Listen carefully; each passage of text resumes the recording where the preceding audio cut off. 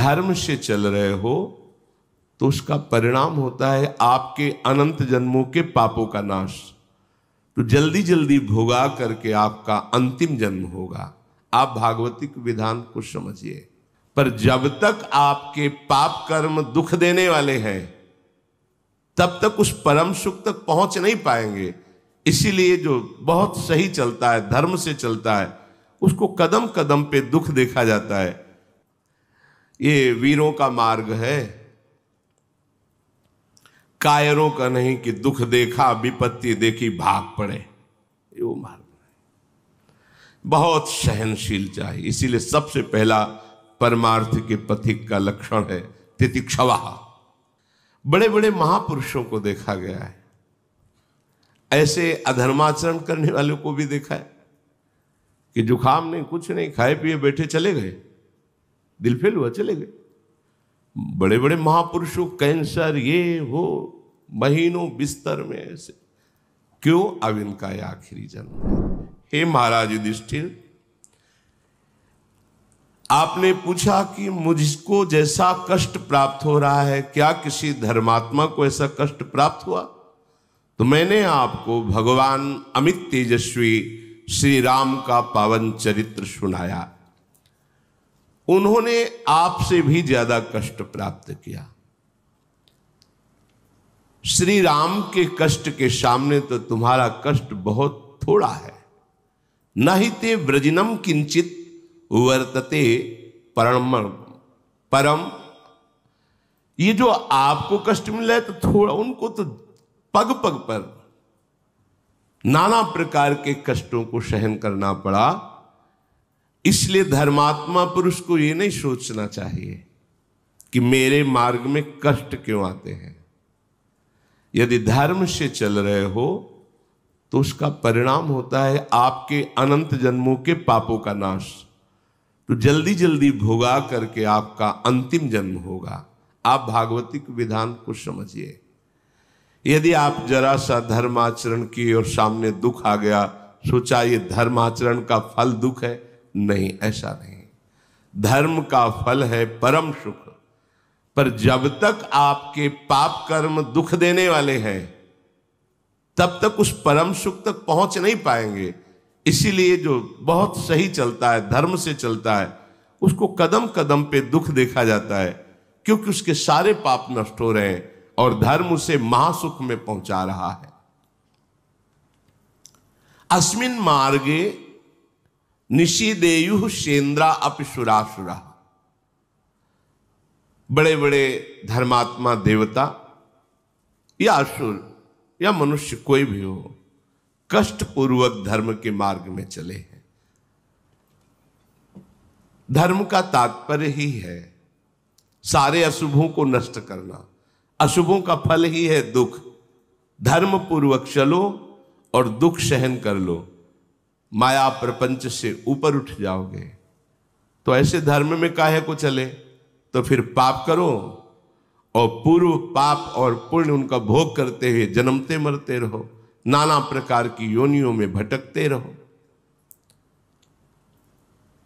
देखो, तुम्हें बिल्कुल चिंता नहीं करनी चाहिए। मार्कंडेय जी कह रहे हैं, अरे जिसके गांडीव धनुषधारी अर्जुन जैसे भाई हो, भयंकर पराक्रमी गदाधारी भीमसेन हो और माद्री नंदन नकुल सहदेव हो,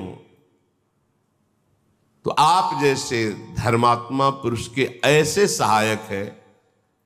आप तो मरुदगणों सहित देवराज इंद्र को भी परास्त करने की अब सामर्थ्य रखते हैं। अब आपको शोक नहीं करना चाहिए। तुम्हारे जैसा महात्मा धर्मात्मा शोक के योग्य नहीं है। अब तुम इस शोक का त्याग कर दो कि वनवास में मुझे बहुत कष्ट मिल रहा है। सच्ची, यदि संतों का समागम ना हो तो परमार्थ में चलना असंभव ही है। क्योंकि ऐसी झकझोर आती है कि लगता है क्या ये फल है हमारी तपस्या का, हमारी साधना का ये फल है? नहीं नहीं, ये तो पवित्र किया जा रहा है। फल तो प्राप्त होगा तो अखंड प्रसन्नता, अखंड सुख, कदम कदम पे दुख। ये वीरों का मार्ग है, कायरों का नहीं कि दुख देखा विपत्ति देखी भाग पड़े, ये वो मार्ग है। बहुत सहनशील चाहिए। इसीलिए सबसे पहला परमार्थ के पथिक का लक्षण है तितिक्षवा, माने सहनशील। हर बात सहूंगा, हर कष्ट सहूंगा, कभी आपसे शिकायत नहीं करूंगा। ये पक्का समझ लो, बिना ऐसी निष्ठा लिए आप इस पे नहीं चल सकते, नहीं चल सकते। ये निश्चय कर लो कि मुझे इस जन्म में भगवत प्राप्ति करनी है, ठीक है, अब मैं हर कष्ट सहूंगा। आप जैसे जैसे ज्यों ज्यों राखत हो त्यों त्यों रहियत हो हरि। हम प्रश्न नहीं करेंगे आप मुझे ऐसे कष्ट में क्यों रखते हैं। बड़े बड़े महापुरुषों को देखा गया है, ऐसे अधर्माचरण करने वालों को भी देखा है कि जुखाम नहीं, कुछ नहीं, खाए पिए बैठे चले गए, दिल फेल हुआ चले गए। बड़े बड़े महापुरुषों कैंसर ये हो, महीनों बिस्तर में ऐसे, क्यों? अब इनका ये आखिरी जन्म है, अब ये भगवान के परम धाम में जा रहे हैं। जिन श्री ओंकारानंद सरस्वती जी की चर्चा करते थे तो वहां के समीप के जन आए, तब बताया कि एक दिन खड़ाऊ रपट गई, हाथ टूट गया, एक गृहस्थ के घर गए। अब ऐसी पीड़ा भयंकर हुई, औषधि आदि ज्यादा वो लेते नहीं थे। धीरे धीरे शरीर ही लुंज हो गया, उठना खत्म हो गया। कई महीने जिस कमरे में थे शरीर से दुर्गंध आती थी, ऐसे कपड़े से पूछो तो त्वचा निकल आती थी। उनका कैसे बताए, 10 प्रकार की खुशबू की अगरबत्ती लगा के कमरे में ऐसे। बोले क्या ऐसे महापुरुषों को ऐसा भी कष्ट होता है? तो देखो उस कष्ट से बिल्कुल अतीत है। जो अपने स्वरूप को प्राप्त महापुरुष हैं उन्हें किसी भी तरह से ऐसे कष्टों में विचलता नहीं होती। पर है तो अंग ही ना, वहां टूटा है तो हाथ थोड़ी उठेगा। अब कष्ट है तो जबान लड़खड़ाएगी, ऐसे निकलेगा। पर ये सब होते हुए भी वो एक ऐसे आनंद खजाने में बैठे हुए कि उनको इसका शोक नहीं है। अब इस सांसारिक पार्थिव शरीर धारण करने वाले देहाभिमानी जन कैसे उस स्थिति को जाने। इसलिए महाराज आप जैसे धर्मात्मा को शोक नहीं करना चाहिए।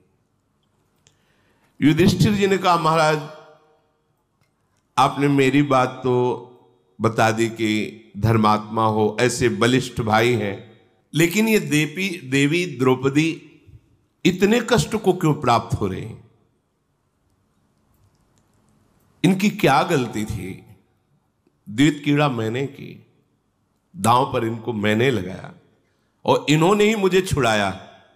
जब गांधारी जी ने देखा कि अब तो जब भगवान ने चीर बढ़ा दिया, अब तो सर्वनाश कर देगी ये देवी, तब हाथ जोड़कर कहा धृतराष्ट्र जी से तुरंत राजी करो द्रौपदी को, नहीं पतिव्रता है, पूरी सभा नष्ट हो जाएगी। मैं जानती हूं पतिव्रता की सामर्थ्य, क्योंकि स्वयं वो गांधारी जी पतिव्रता है।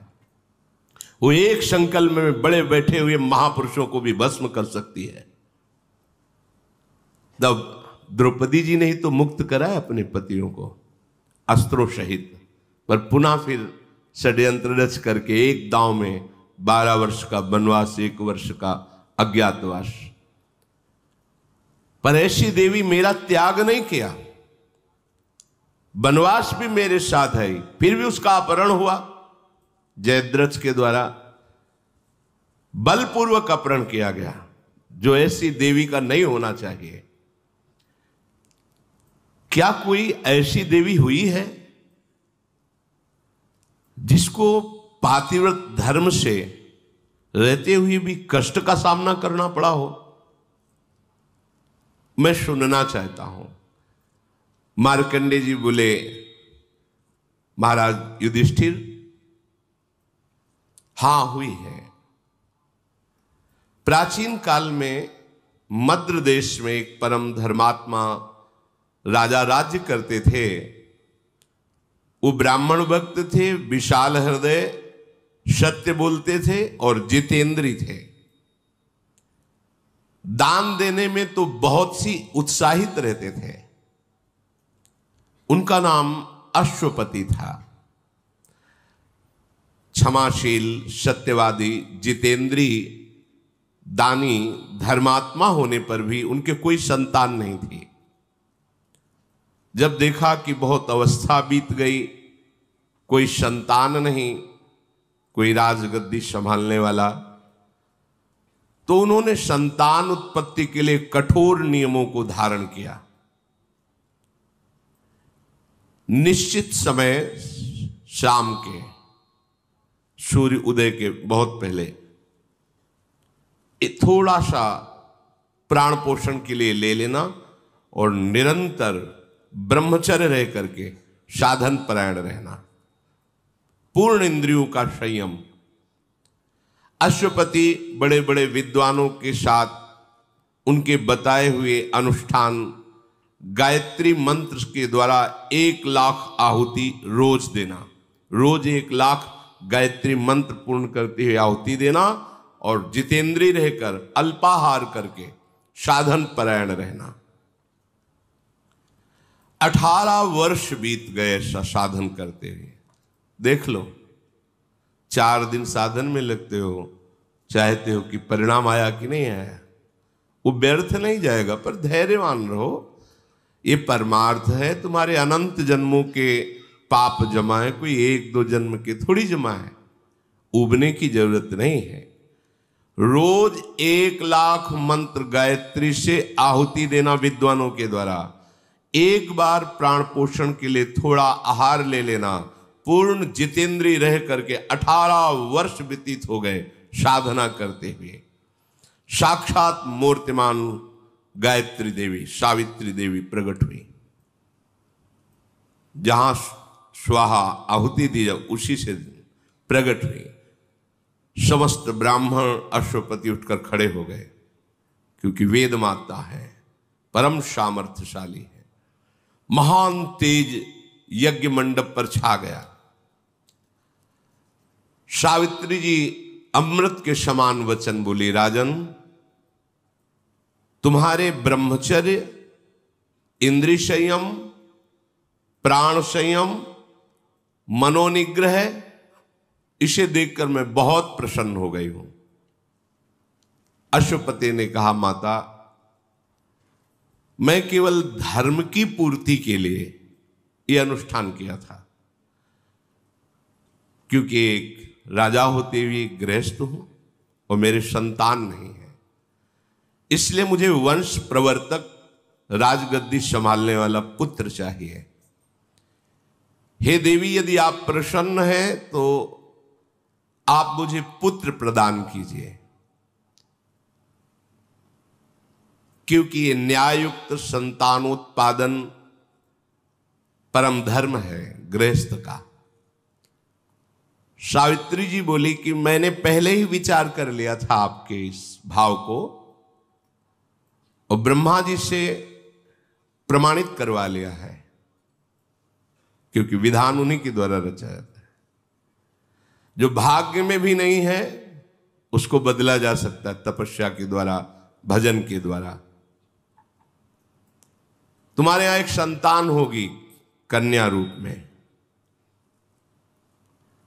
इस विषय में तुम्हें कोई प्रतिवाद नहीं करना, प्रतिवाद उत्तर कि मैंने तो पुत्र मांगा था, ऐसा नहीं, एक कन्या होगी। बहुत प्रसन्न हुए, संतान तो हुई, आनंदित हो गए। देखो, कन्या या बालक दोनों समान हैं। अगर प्रधानता देखी जाए तो कन्या की ज्यादा है। वो दोनों कुलों का उद्धार करती है, माता पिता का और सास ससुर का, दोनों का। उसका पुत्र से भी अधिक श्रेष्ठ पद है कन्या का। आज बुद्धि भ्रष्ट हो गई है, कन्या को हे भाव से देखते हैं। गर्भ में कन्या है तो ऐसी क्रूरता माता पिता धारण कर लेते हैं, मरवा दो। कैसा बुद्धि कैसी नीच हो गई। पुत्र से भी श्रेष्ठ कन्या का पद है। अपने तो घरों में देखा है, छोटी कन्या को अपनी ही कन्या के चरण पूछते हैं बड़े जन चरण छूते हैं, छोटे बालक के थोड़ी छूते हैं, कन्या के छूते हैं। उसे देवी भावना से देखा जाता है। सावित्री जी ने कहा, इस पर तुम्हें कोई प्रतिवाद नहीं, आपकी बड़ी कृपा है। मार्कंडेय जी कहते हैं, राजा बहुत प्रसन्न हुए और सावित्री देवी ऐसा बोलकर अंतर्धान हो गई। अश्वपति अपनी मनोकामना पूर्ण मान करके अपने नगर को आए, राज्य में रहने लगे। नियम पूर्वक उत्तम व्रत का पालन करने वाले राजा ने ब्राह्मणों से सहमति लेकर गर्भ स्थापित किया अपनी रानी के। ये बड़े भागवतिक विषय है। ब्याह हो जाना कोई व्यभिचार में प्रवृत्त हो जाना नहीं है। संयम पूर्वक भगवत आराधन करते हुए संतानोत्पत्ति रूपी क्रिया भगवान की पूजा होती है। दिशाओं को नमस्कार, भगवान को नमस्कार, देवताओं को नमस्कार करके ऐसे। अब वो गर्भ कि 18 वर्ष से तो ब्रह्मचर्य है, महान तेजो में शुक्ल पक्षी चंद्रमा की भांति दिन प्रतिदिन बढ़ने लगा। समय आया, महारानी ने एक कन्या को जन्म दिया। तेजो राशि, मानो स्वयं सावित्री देवी ही कन्या के रूप में प्रकट हुई हो। जो जात कर्म संस्कार कराने वाले विद्वत ब्राह्मण आए, उन्होंने कहा ऐसी कन्या हमने नहीं देखी। ये देखो तब का फल।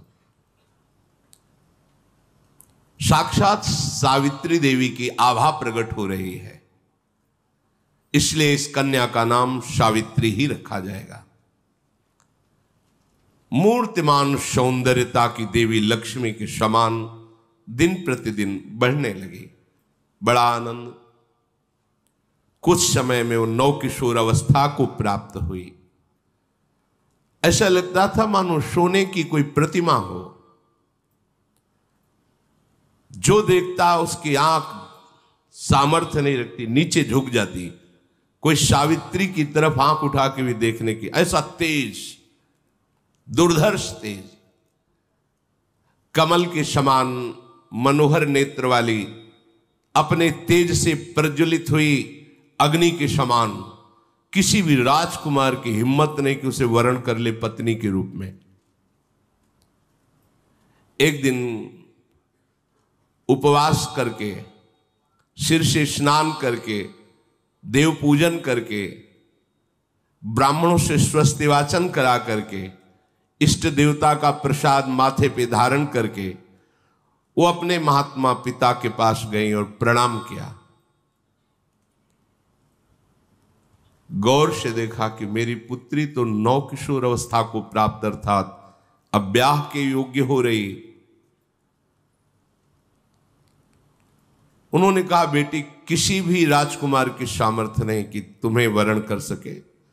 मुझे सब मंत्रीजन समाचार देते हैं, पर मेरे को इस दुख से तुम ही निकाल सकती हो। अगर तुम्हारा ब्याह नहीं हो रहा तो फिर मैं दुखी तो रहूंगा। स्वयं कोई राजकुमार वरण नहीं कर रहा तुम्हारा, क्योंकि गुप्तचरों द्वारा पता चलता है। किसी वर में इतनी सामर्थ्य नहीं कि तुम्हारा पाणी ग्रहण कर सके। तुम्हारे तेज से प्रतिहत होकर किसी की सोच ही नहीं बन सकती कि तुम उसकी अर्धांगिनी बनो। इसलिए तुम्हें स्वयं वर का वरण करना होगा। कोई वर तो तुम्हें वरण नहीं कर रहा, ऐसा तेज तुम्हारा सौंदर्य है। तुम जिसे पति के रूप में चाहो, बस उसका परिचय हमें बताओ आकर। मैं उन्हीं के साथ तुम्हारा पाणी ग्रहण संस्कार कर दूंगा। मेरी ये मन की जो पीड़ा है, हर पिता के मन में एक पीड़ा होती है, बेटी को सुयोग्य वर की प्राप्ति हो जाए। कल्याणी, मैंने ब्राह्मणों के विद्वानों के मुख से सुना है, विवाह के योग्य हो जाने पर कन्या का दान न करने वाला पिता निंदनीय नारकी गति को प्राप्त होता है। कन्या विवाह के योग्य है, उसे सुयोग्य वर के साथ वरण नहीं किया गया तो ये पिता को अपराध लगता है, ये निंदनीय। ये देखा है, बड़ी शोक और चिंता में हो जाते। जब जनक जी हो गए तो औरों की बात क्या, परम ज्ञानी ब्रह्मबोध संपन्न, जब कोई राजकुमार अजगौ को नहीं उठा पाया तो वो बोले कि हाय, यदि मैं ऐसा जानता कि पृथ्वी वीरों से शून्य हो गई तो मैं ऐसी शर्त ही नहीं रखता, ऐसी प्रतिज्ञा नहीं रखता, आज मेरी पुत्री कुंवारी रह जाएगी मेरी प्रतिज्ञा के कारण। तब लखनलाल ने कहा, कैसी बात बोल दी, जहां प्रभु विराजमान है ऐसे शब्द आपको नहीं बोलना चाहिए। ए अजगौ की बात क्या, भगवान अगर आदेश कर दें तो पूरे ब्रह्मांड को कच्चे घड़े की तरह अभी तोड़ दो। जनक जी भी शोकित हो गए थे। सावित्री जी के पिताजी कहते हैं कि हमने बड़े बड़े शास्त्र विद्वान महापुरुषों से सुना कि विवाह के योग्य हो जाने पर कन्या का जो सुयोग्य वर के साथ पाणी ग्रहण संस्कार नहीं कराता समय पर, वो पिता निंदनीय है, वो अपराधी है, उसको दंड मिलता है। इस बात का कर्तव्य है। जो पिता के पधार जाने पर अपनी माता की रक्षा नहीं करता, पूर्ण सेवा नहीं करता, वो पुत्र अपराधी है, धिक्कार योग्य है, उसे दंड मिलता है। जो सुयोग्य पत्नी प्राप्त होने पर भी पति अन्य की तरफ काम भावना करके अपनी पत्नी का तिरस्कार, वो दंडनीय अपराध है। हमारे भागवती कानून में उसको दुर्गति प्राप्त होगी। इसलिए मेरी बात समझकर बेटा तुम अपने योग्य पति की खोज करो, ऐसी चेष्टा करो जिससे मैं नारकी गतियों को प्राप्त ना हो, क्योंकि तुम यौवन अवस्था को प्राप्त हो रही हो और कोई भी वर साहस नहीं कर रहा तुम्हें अपनी पत्नी बनाने का। मार्कंडे जी कहते हैं, महाराज युधिष्ठिर, पुत्री से ऐसा कहकर कुछ सेना, प्रधान अंगरक्षक और बूढ़े मंत्री और विद्वान ब्राह्मण साथ दे दिए, सब सेवा सामग्री और यात्रा।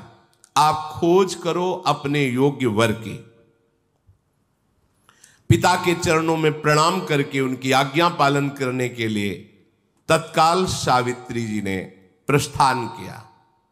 स्वर्णमय रथ आसपास अंगरक्षकों से घिरी हुई, विद्वान ब्राह्मण मंत्री सब साथ चल रहे। बड़े बड़े मुनियों के आश्रमों में जाकर उनकी चरण वंदना, उनकी सेवा करना और भ्रमण करना, तीर्थों में जाकर के दान करना, पर दृष्टि रहती कि कोई मेरे योग्य वर दिखाई दे दे। एक दिन की बात है, महाराज अश्वपति सावित्री जी के पिता सिंहासन पर विराजमान थे। उसी समय देखा सर्व त्रिभुवन पूजनीय भगवान देवर्षि नारद जी पधारे। खड़े हो गए, साष्टांग प्रणाम किया, चरण धोए, अर्घपाद्य आदि देकर वंदना करके विराजमान किया। इधर सावित्री जी खोज कर रही थी। उन्होंने देखा जंगल में एक साधारण वस्त्र, एक ही केवल, नीचे कोई वस्त्र नहीं, कोई आभूषण नहीं, कांधे पे कुल्हाड़ और लकड़ी का छोटा सा गट्ठर। देखा और कहा, ये मेरे पति बनने योग्य है। मंत्रियों ने कहा, तुम्हारा इस समय विवेक काम कर रहा है? आप देख रहे कौन है? बोले, मेरे मन ने स्वीकार कर लिया कि ये मेरे योग्य पति हैं। अब आप जानकारी आप कीजिए। तत्काल जानकारी शुरू हुई। पता चला यहीं पास में एक फूस की झोपड़ी है जिनमें इनके माता पिता रहते हैं, वो भी आंखों से अंधे हैं। यही उनका भरण पोषण करते हैं। समिधा आदि लाकर, यज्ञ आदि, फल आदि जंगल के, लकड़ी आदि बेचकर कुछ व्यवस्था ऐसी। मूल में कौन है?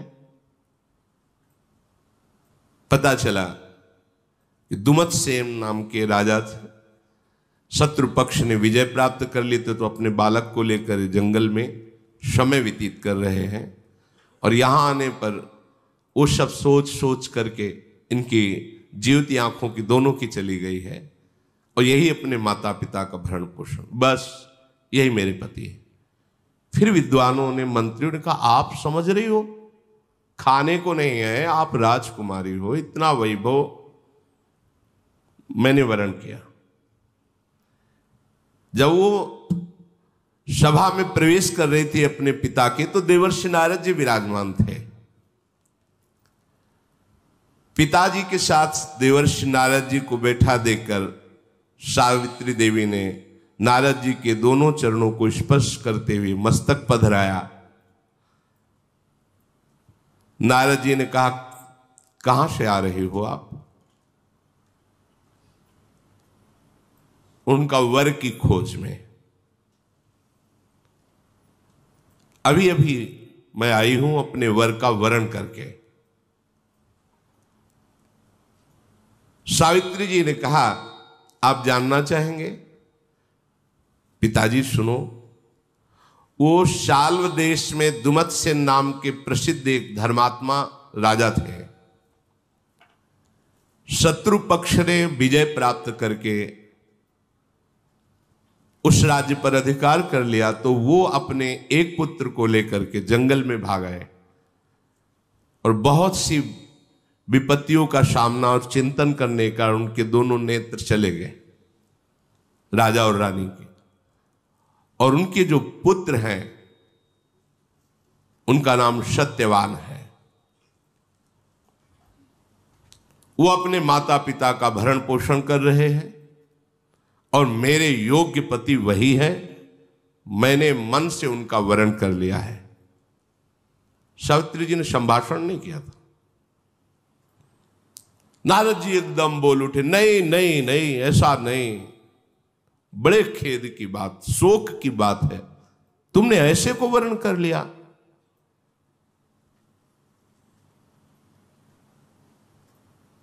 तो सत्यवान जी की बात सुनकर जब नारद जी ऐसा बोले,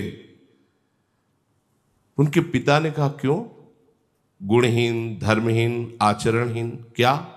उनका नहीं नहीं, राजकुमार का सत्यवान नाम इसीलिए त्रिकाल में भी कभी झूठ नहीं बोलते, ना उनके माता पिता सत्य और धर्म का आचरण कभी छोड़ते हैं, इसलिए उनका नाम सत्यवान रखा गया है।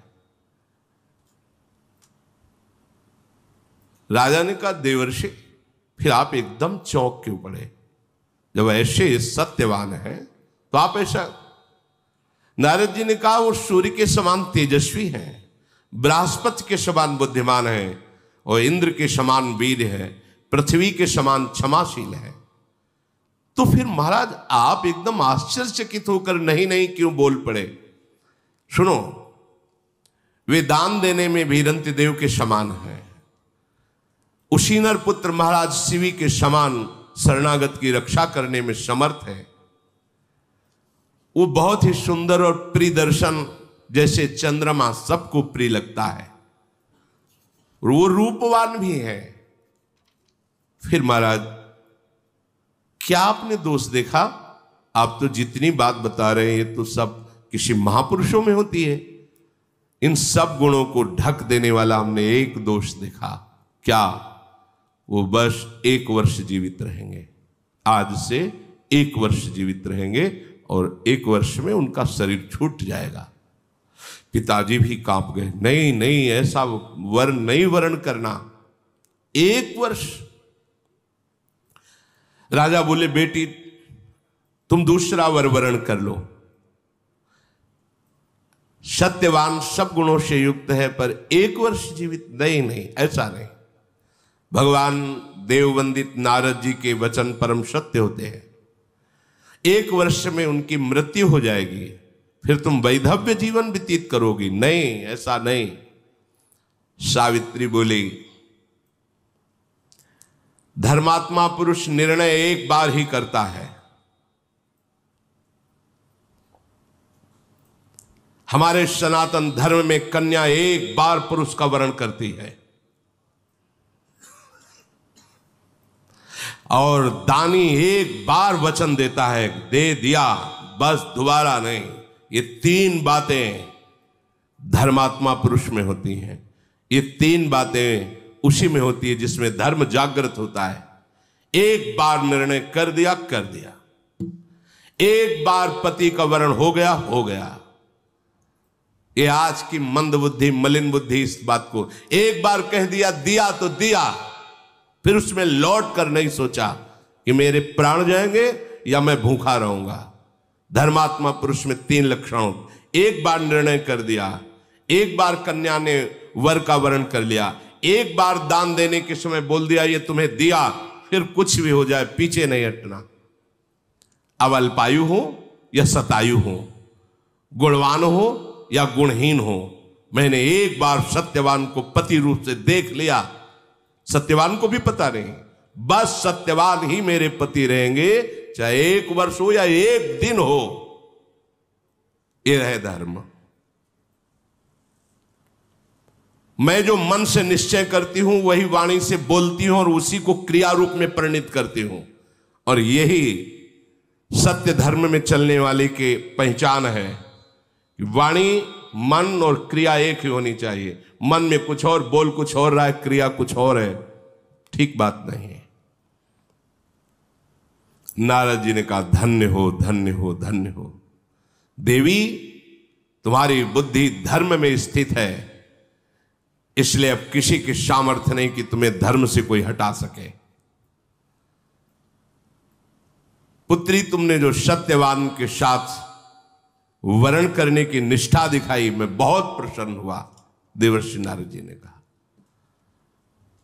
राजा बोले कि मेरा हृदय भी फूल गया, मुझे ऐसी संतान मिली जो धर्मनिष्ठ है। बेटी मैं वैसा ही करूंगा जैसा तुम निर्णय किए हुए हो, क्योंकि धर्म का यही निर्णय है।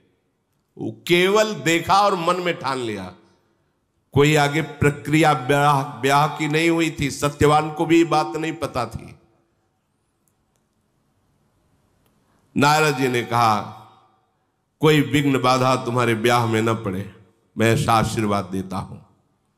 अच्छा मैं चलता हूं। भगवान नाम गुणगान करते हुए वो भगवत धाम की तरफ नारद जी चले। इधर विवाह की तैयारियां हुई। युधिष्ठिर अश्वपति ने बड़ी प्रसन्नता से ब्याह की सामग्री एकत्र करवाई। फिर बड़े बूढ़े ज्योतिषाचार्य, विद्वान, ज्ञानी ऋषिजन, ऋत्वजन, पुरोहितजन, इन सबको और बहुत सी भोग सामग्री, बहुत सी धन संपत्ति साथ में ली और उसी तपोवन की यात्रा की जहां सत्यवान जी रहते थे। वहां आश्रम के निकट पहुंच करके सब सवारियां रुकवा दी और नंगे पैर होकर के अश्वपति, जो सावित्री जी के पिता थे, पाग हटाकर, सर का पाग और चरणों की पादुका ये हटा करके, ये सबसे बड़ा सम्मान होता है, ब्राह्मणों को आगे करके वहां गए। तो वहां देखा नेत्रहीन राजा और रानी, सत्यवान के जो माता पिता हैं, एक साल वृक्ष के नीचे बैठे नाम जप कर रहे हैं। कुशा की चटाई है, जंगली कुशा की। अश्वपति ने जाकर के उनका पूजन किया, प्रणाम किया, फिर परिचय रखा। मैं अश्वपति हूं, अर्घादि के द्वारा आपकी आराधना कर रहा हूं। वेद मंत्रों के ज्ञान करने वाले ब्राह्मणों के द्वारा स्वस्ति वाचन कराकर बहुत सी गौएं और संपत्ति आपको समर्पित करता हूं। इसका उद्देश्य है कि आपके पुत्र सत्यवान को मैं अपनी पुत्री समर्पित करता हूं। हे धर्मज्ञ, इस सावित्री नाम की मेरी तेजोमयी देवी स्वरूपा कन्या है, इसे आप पुत्र वधू के रूप में स्वीकार करें। वो बूढ़े जिनके नेत्र नहीं, अंधे हो गए थे, वो बोले महाराज क्या देखकर विवाह कर रहे हो? वैसे मैं भी राजा ही था, पर राज्य भ्रष्ट हो चुका हूं, छिन चुका है राज्य। यहां तो भरपेट भोजन की भी व्यवस्था नहीं है। और आपकी कन्या राजकुमारी, आप खुद कह रहे हैं देवी है, तो उसके पालन पोषण के लिए मेरे पास कोई सामग्री नहीं। इस वन में इस झोपड़ी के सिवा क्या है, कैसे वो रहेगी? इसलिए आप विचार कर लीजिए। अश्वपति ने कहा, महाराज सुख और दुख ध्यान देने योग्य बात है। सुख और दुख, संपत्ति और विपत्ति तो आती जाती रहती है। मतलब कन्या पक्ष को वर का क्या देखना है? वो धर्मात्मा है, शीलवान है, वो सही ढंग से चलता है कि नहीं। भले गरीब है आज तो कल धनी भी हो सकता है, लेकिन वो व्यभिचारी है, नीच आचरण वाला, हिंसात्मक स्वभाव वाला, आज धनी है तो एक दिन दरिद्र हो जाएगा। ऐसी जगह कन्या सुख प्राप्त नहीं करती। जो व्यभिचारी प्रवृत्ति की, चाहे कन्या हो या पुत्र हो, ये फिर निष्ठाएं नहीं होती, पवित्रता नहीं होती, वो परिवार सुखी नहीं रहता, जलते रहते हैं। मैं इस बात को अच्छी तरह जानता हूं कि सुख और दुख, संपत्ति और विपत्ति ये आती जाती रहती है, ये कोई स्थायी बात नहीं। आज गरीब है तो कल महान हो सकता है।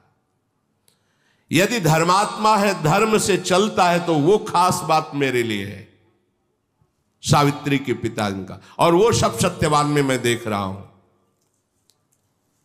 मैं बड़ी प्रार्थना करता हूं, आपकी शरण में हूं, आप मेरी पुत्री को स्वीकार कर लीजिए।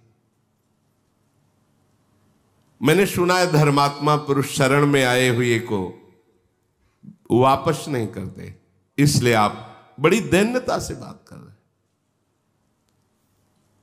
आप ऐसा न कहें कि आप राज्य से च्युत हैं। आप ऐसे धर्म को धारण किए हुए हैं कि एक राजा का भी सम्मान छोटा पड़ेगा यदि आपको दिया जाए, क्योंकि धर्म आप में विराजमान है। मैं तो आपकी शरण में हूं, आप इतने महान हैं, नाम जप करते हुए वनवास कर रहे हैं। बस मेरी इच्छा है मेरी कन्या आपकी सेवा में रहे, आप पुत्र वधू रूप में ग्रहण कीजिए। दुमतसेन, वही जो नेत्रहीन सत्यवान के पिता है, उनका महाराज यदि ऐसा भाव आपका है तो मैं अपना सौभाग्य समझूंगा कि आप जैसा धर्मात्मा राजा और सावित्री जैसी देवी हमारी संबंध में आएगी। किंतु मेरी बात फिर ये समझ लो कि मेरे पास कोई सुख सामग्री नहीं है जिससे मैं आपकी पुत्री को, यहां आश्रम में ब्राह्मण जन आते रहते हैं, कंदमूल फल से उनका स्वागत हो जाता है, मेरा पुत्र लाता है। उनका महाराज आप इसकी चिंता न करें, बहुत सी सामग्री, बहुत सी भोग सामग्री समर्पित की,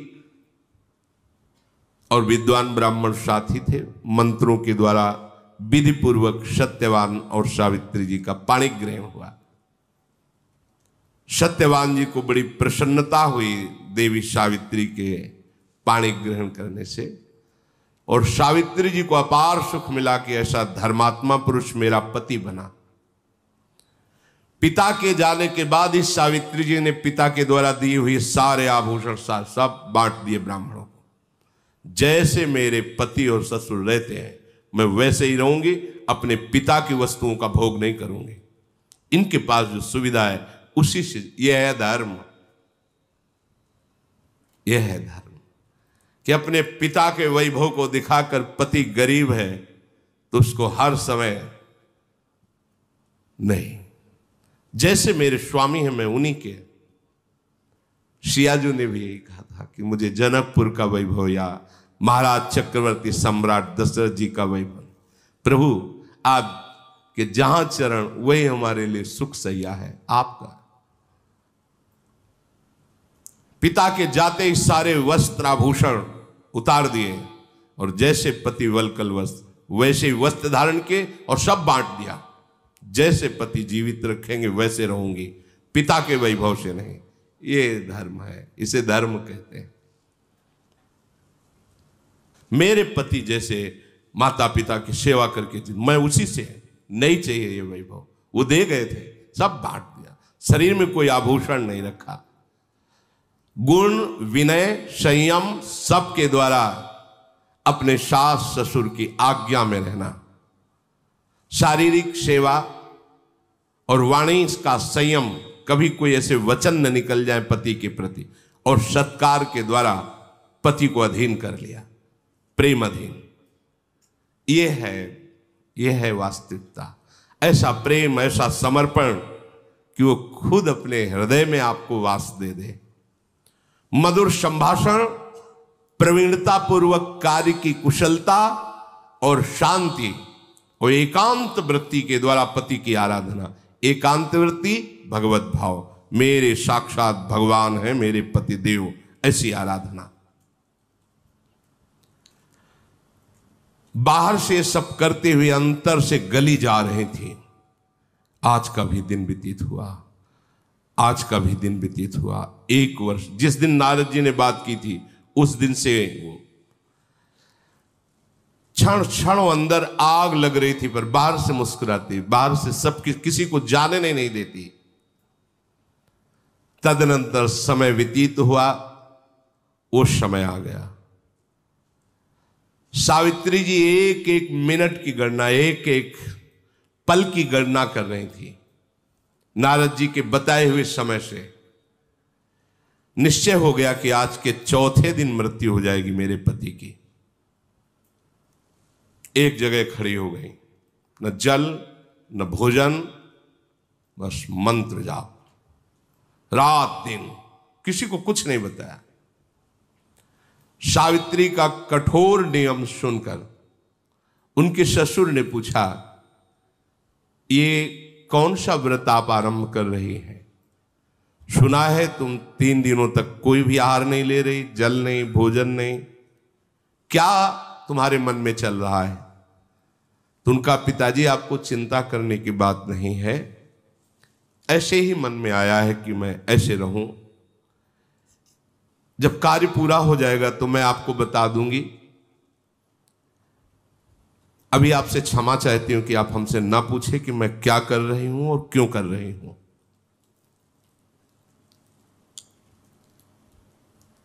बस आप शांत रहे, तो आप कोई प्रश्न मत कीजिए।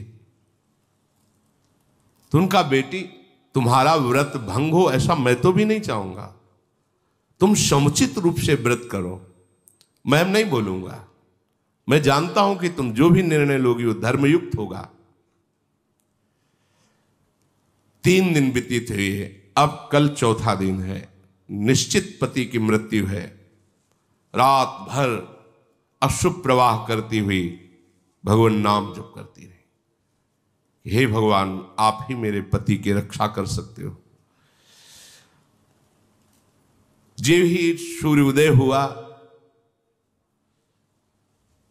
बड़े बूढ़े ब्राह्मणों को प्रणाम करना, सास ससुर को प्रणाम करना दिन की दिनचर्या थी, वैसे ही प्रणाम किया।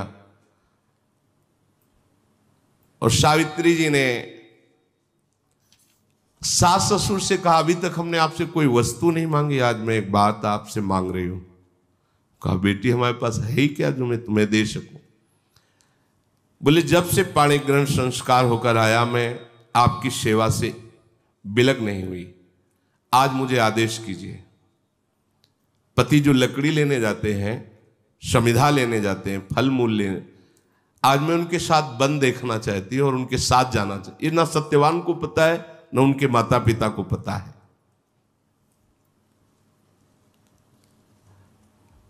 तो उनका, बेटी ये कोई बात है, ये तो तुम्हारा अधिकार है। कहा, नहीं, जब तक आप आज्ञा नहीं करेंगे तब तक मेरा यह अधिकार नहीं है, आपका अधिकार है। पुत्र आपका है, आप आदेश कीजिए तो मैं जा सकता। कितना सूक्ष्म धर्म, कितना सूक्ष्म। यहां तो आज ब्याह होते ही बंटवारा कर लेते हैं, माता पिता को छोड़ देते हैं। कैसा धर्म है? तो फिर सामर्थ्य भी देखो इस धर्म की।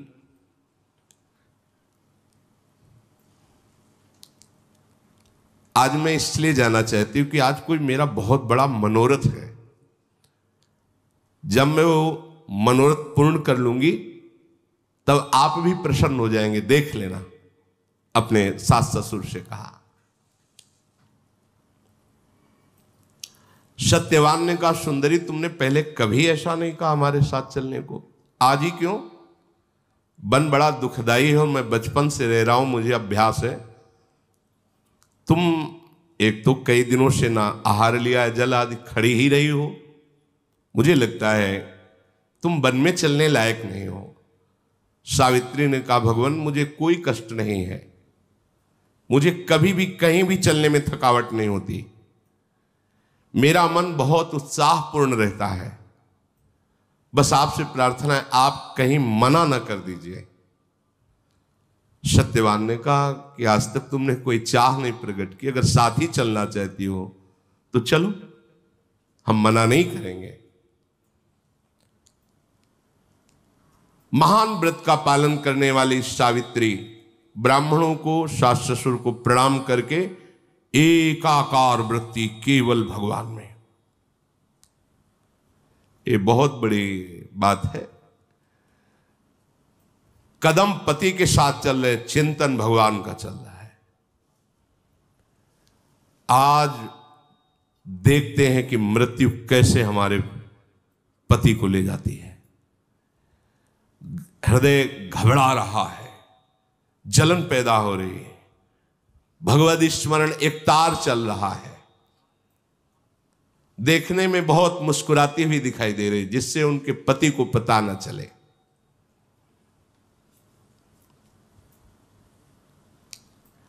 सत्यवान जी दिखाते, देखो विशाल नेत्रों वाली सावित्री, ये कैसा सुंदर वन है, देखो यहां मयूर कैसे नृत्य कर रहे, देखो ये कितनी पवित्र जल बहाने वाली नदी है। धीरे धीरे सावित्री जी चल रही, पर दाह बढ़ रहा है, क्योंकि उनको पता है कुछ ही क्षण रह गए मृत्यु के, और पति को पता नहीं है। कुछ फल चुने, फिर लकड़ी काटने के लिए पेड़ पर चढ़ गए, कुल्हाड़ चला रहे थे। वो बस एकाग्रता से दे। उन्होंने कहा, सावित्री बिना श्रम के इतना पसीना आ रहा है, अरे मेरा तो सर भी फटने लगा है। उनका, भगवान आप नीचे आ जाइए, कभी कभी ऐसा हो जाता है, आप नीचे आ जाइए। नीचे आए तो उनका ऐसा लग रहा है कि मेरे हृदय को कोई छेद रहा है, बहुत हृदय में पीड़ा हो रही, अरे मेरे अंग फटते चले जा रहे हैं। सावित्री जी बैठ गई, कहा भगवान आप आराम से लेट जाइए, और अपनी गोद में सर रखा, सहलाने लगी। आप आराम से सो जाइए, अभी सर दर्द ठीक हो जाएगा। और वो तो सावधान, समझने की समय बिल्कुल मृत्यु का है।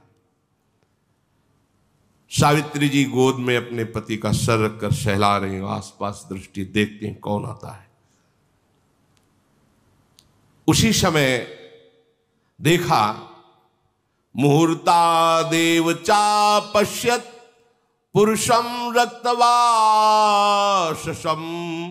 बद्धमौलिम वपुष्मंतो मादित्य सम तेजसम। आदित्य सम तेज, मानो सूर्य उदय हो गए हो, लाल वस्त्र धारण किए हुए, भयानक रूप, सिर पर मुकुट बंधा हुआ, भय पैदा हो रहा है। हाथ में पास लिए आकर वहां खड़े हो गए। सावित्री जी ने देखते ही पति का सर जमीन पे रखा और भूमि पर प्रणाम किया, माथा टेक के, और हाथ जोड़कर कहा, मैं समझती हूं कि आप कोई देवता नहीं है, लोकपाल है, क्योंकि इतना तेज लोकपालों में ही होता है। अगर आप उचित समझे तो हमें अपना परिचय बता सकते हैं। पतिव्रता से सावित्री तथैव च तपोन्विता। तुम पतिव्रता हो और तुम आत्मबल से युक्त महान तपस्विनी हो, इसलिए मैं तुमसे वार्तालाप कर सकता हूं। तुम मुझे लोकपाल यम इस नाम से मेरा परिचय दिया। मैं यमराज हूं, तुम्हारे पति की आयु समाप्त हो चुकी है, इस पास में बांध करके अभी अभी मैं उनको यहां से ले जाऊंगा। सावित्री जी ने पूछा कि मैंने तो सुना है यमदूत आते हैं, पर आप यहां स्वयं पधारे, दूत नहीं आए, ऐसा क्यों? श्रूयते भगवान दूतास्तवागच्छन्ति मानवान, मनुष्य को लेने के लिए तो यमदूत आते हैं। नेतु किल भगवान कस्मात, आप स्वयं आए, स्वयं प्रभु। भगवान यमराज ने कहा कि जानती हो ये तुम्हारा पातिव्रत धर्म और भगवत चिंतन का प्रभाव है कि मेरे दूत तुम्हारे सामने प्रकट ही नहीं हो सकते, क्योंकि महाभागवत ये भी है, महाभागवत 12 महाभागवतों में ये यमराज जी आते हैं जिनको धर्मराज भी कहा गया है। मेरे दूतों की योग्यता ही नहीं कि आ जाए, इसलिए मुझे स्वयं आना पड़ा है। तत्काल सावित्री जी ने देखा कि उस जीवात्मा को यम पाश में बांधकर, क्योंकि वो दिव्य दृष्टि संपन्न हो चुकी है, बहुत विवश कष्ट पूर्वक शरीर से वो जीवात्मा निकल रही, सांस रुक गई, चेहरे का रंग बदल गया, पति को यमपाश में बंधा देख रहे। दक्षिण दिशा की ओर चल पड़े यमराज जी। सावित्री जी पीछे पीछे चल पड़े।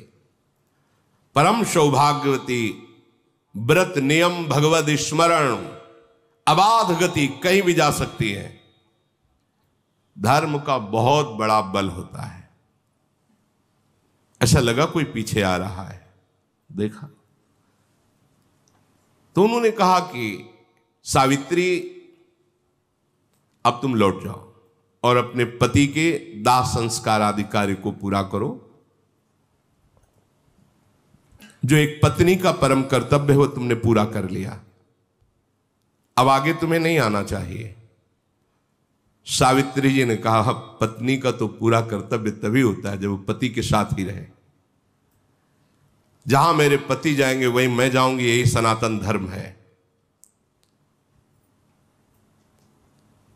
तपस्या और गुरु भक्ति, पति प्रेम, भगवत भजन, व्रत पालन, इनकी सामर्थ्य से मेरी ऐसी गति है कि कोई भी लोकपाल मुझे नहीं रोक सकता। ये देखो, तपस्या अर्थात कष्ट सहना, गुरु भक्ति, पति प्रेम, भगवत भजन और व्रत पालन, इनसे मेरी ऐसी सामर्थ्य प्रकट हो गई, कोई लोकपाल नहीं रोक सकता। जिस लोक में जाना चाहे हम जा सकती हैं। महात्मा जन तो ऐसा कहते हैं कि 7 पग अगर साथ चल ले तो मैत्री संबंध स्थापित हो जाता है। तो मैं तो कई पग आपके साथ चल लिया, तो आप क्या मेरे मित्र नहीं है? यमराज जी से पूछ रहे। महाराज, जिन्होंने अपने मन और इंद्रियों को वश में नहीं किया है, जिन्होंने धर्म पालन नहीं किया है, जिन्होंने गुरु सेवा नहीं की है, जिन्होंने कष्ट रूपी तपस्या नहीं की है, वो आपके साथ चलने में सामर्थ्य नहीं रखता। महात्मा लोग विवेक विचार से ही धर्म का वर्णन करते हैं और धर्म प्राप्ति ही जीवन का परम लाभ है। इसलिए सबसे श्रेष्ठ वही है जो धर्म से चलता है। यमराज जी ने कहा तुम्हारी बात सुनकर मुझे बहुत आनंद हुआ, तुम्हारा पति प्रेम और तुम्हारा निष्ठा भाव, अब तुम लौट जाओ, मैं बहुत प्रसन्न हूं। सत्यवान के जीवन के सिवा और तुम जो चाहो एक वरदान मांग सकते हो।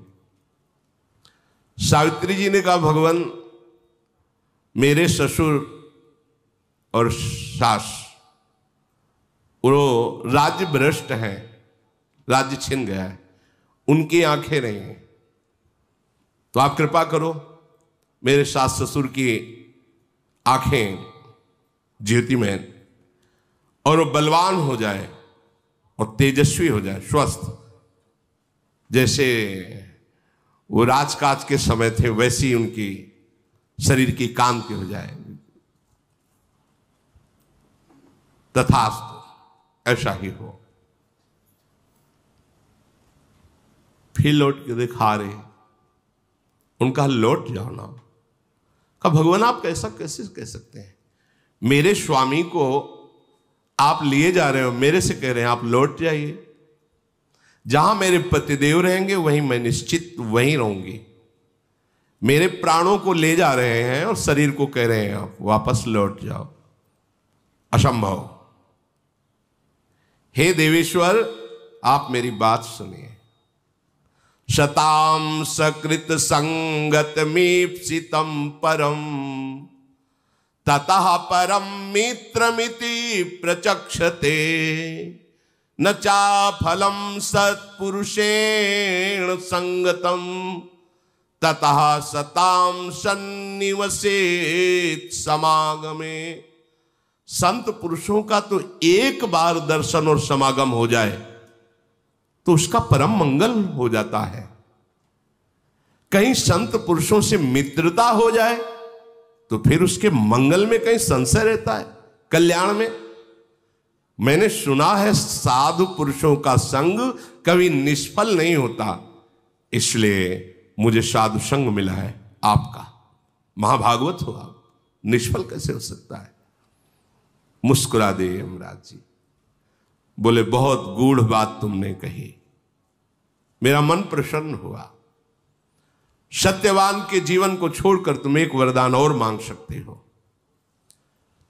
तो उनका मेरे सास ससुर का राज्य छिन गया था, वो राज्य मिल जाए। जैसा उनका शासन था वैसा ही उनको, तथास्तु, ऐसा ही हो। अब तुम लौट जाओ। फिर पीछे देखा, सावित्री जी जा रहे। आप क्यों नहीं वापस जा रहे? महाराज आप तो सारी प्रजा को संयम में रखते हैं, नियमन करते हैं, बड़े लोकपाल हैं, आपका नाम यम है, महिमा आपकी विख्यात है। कौन सा ज्ञान और धर्म ऐसा है जो आपको पता न हो? अद्रोहा सर्वभूतेषु कर्मणाम मनुषा गिरा अनुग्रहश्च दानम च सताम धर्म सनातना। मन, वाणी और क्रिया द्वारा जो अपने जीवन में किसी को भी कष्ट नहीं देता, सब पर दया भाव रखता है और दूसरों को सुख देता रहता है, वही साधु है, वही सनातन धर्मी है। संसार के लोग अल्पायु होते हैं, भोगों से शक्तिहीन हो जाते हैं, पर आप जैसे महात्मा की अगर कोई सानिध्य प्राप्त कर ले तो फिर उसे अमंगल नहीं देखना पड़ता।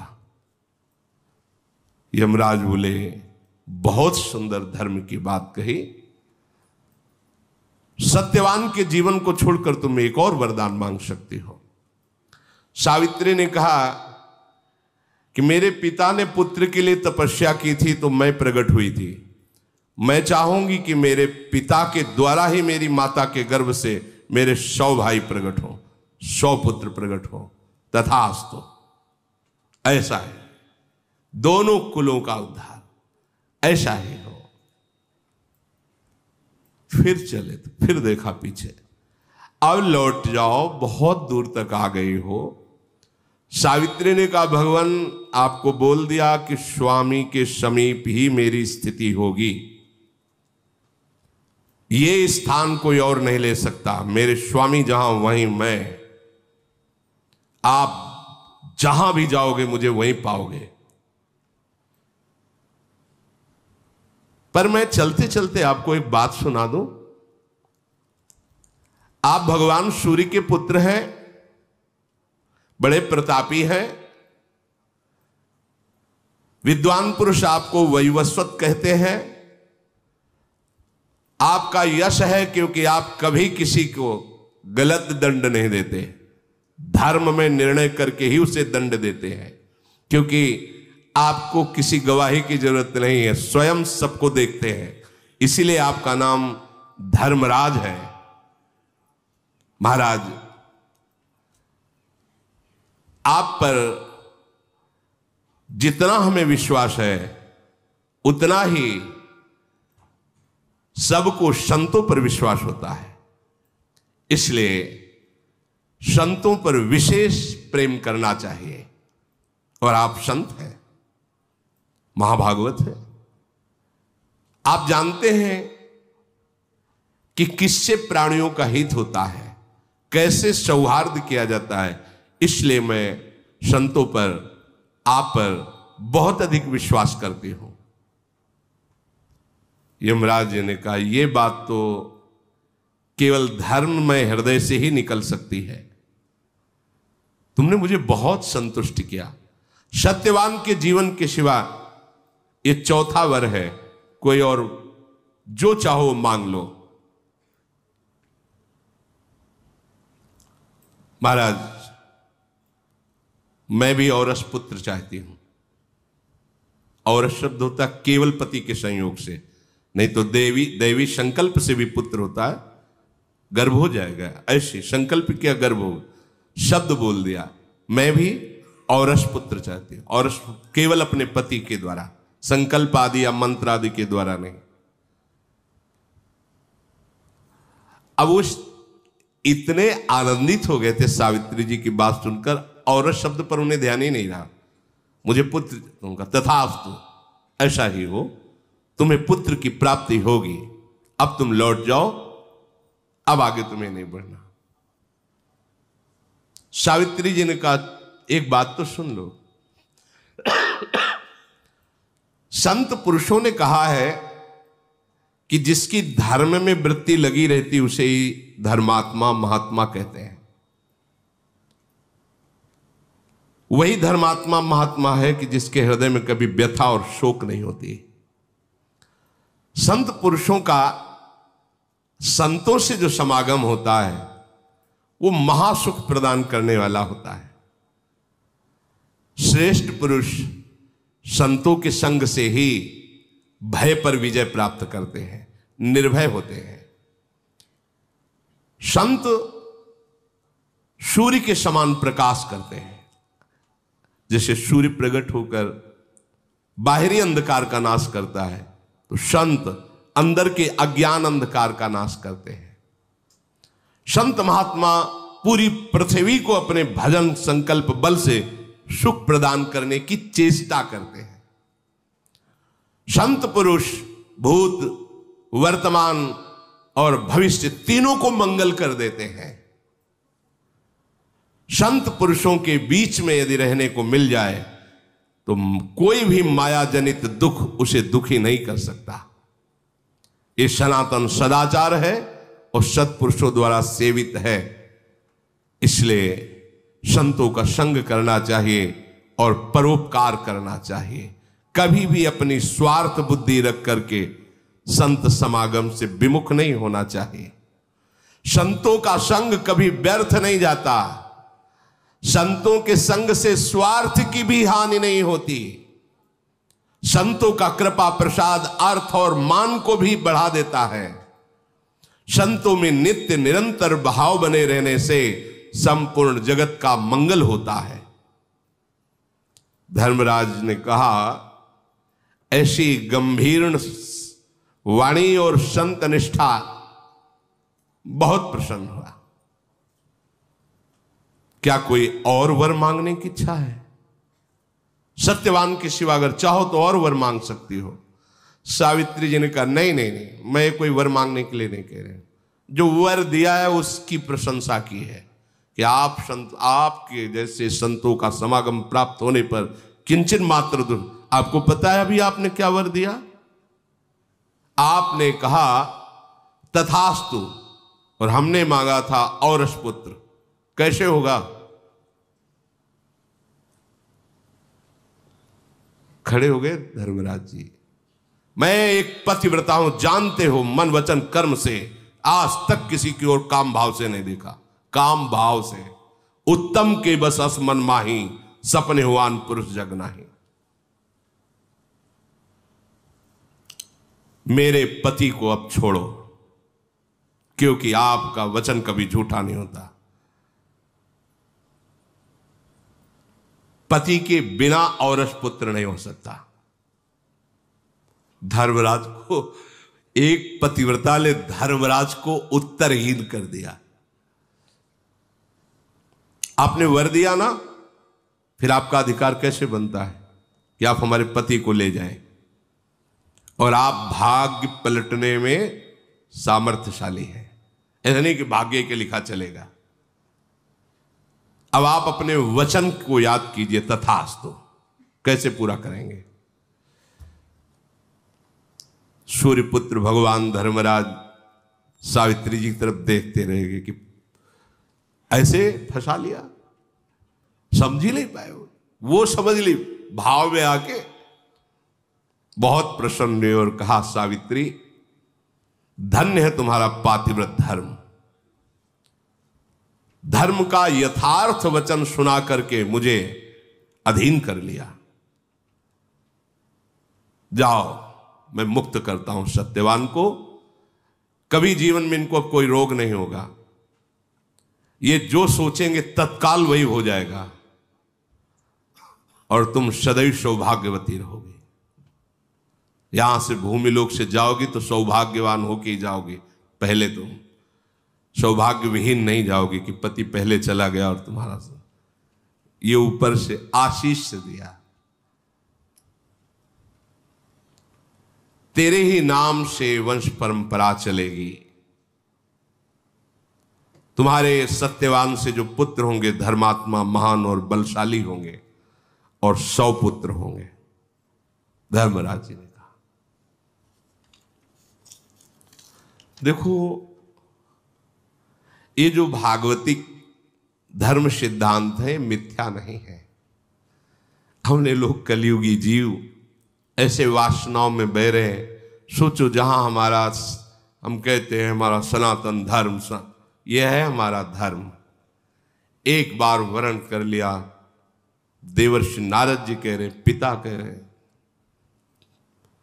वो वर्ण भी ऐसा नहीं, सत्यवान से वार्ता नहीं की। हमने वर्ण किया, अब आप पता लगा ये कौन है, ठीक कुल निकला, ठीक पर। ऐसा नहीं कि हम जो वर्ण कर लें वही, साथ में वयोवृद्ध चल रहे हैं, उनका निर्णय करेंगे। क्या ये जो आज की नवीन धारा चल रही है ये हमारा धर्म है? ये जो नवीन धारा चल रही, नए नए बच्चे जो आजकल ये मित्रता का व्यवहार करते हुए वासनाओं का खेल खेल रहे हैं, कैसे जानोगे धर्म क्या है? कैसे जानोगे पवित्रता क्या है? जो धर्मराज की भी बुद्धि को लड़खड़ा दिया, सबको उत्तर देने के सामर्थ्य रखने वाले को निरुत्तर कर दिया, वो है धर्म पालन। अपने पति में भगवत भावना करके, ये अलौकिक बात, ये अलौकिक बड़ी महिमामयी बात। जो जहां है अपने धर्म को समझो। ये तुम्हारा मनोरंजन नहीं है, ये जीवन भगवत प्राप्ति के लिए है। नाम जप करते हुए अपने कर्तव्य को भगवान की पूजा समझते हुए, अपने संबंधों को भगवत प्रसन्नता, भगवत भाव से युक्त करते हुए अगर जीवन व्यतीत कर ले गए तो वो पद प्राप्त होगा, वो महिमा जागृत होगी जो जीवन की परम सार्थकता है। श्री राधा वल्लभ लाल की।